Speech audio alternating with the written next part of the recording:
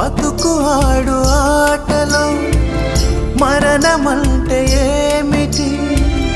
ఆటలోని కలుపు వంటి చిన్న మలుపులే జీవితాన్ని అందక జీవమెళ్ళిపోదులే, ఆరిపోని అణిగిపోని చిరంజీవిలే. తల నిండుగా శీసులే, ఇక నిండుగా ఆశలే. యముని పాశమే బిగుసుకున్నను. మరణమన్నది మరల జననమే. నిండు నూరేళ్ల సావాసం స్వర్గమయ్యింది వనవాసం. దండగుచ్చాను నా ప్రాణం వెండి వెన్నెల్లో కళ్ళ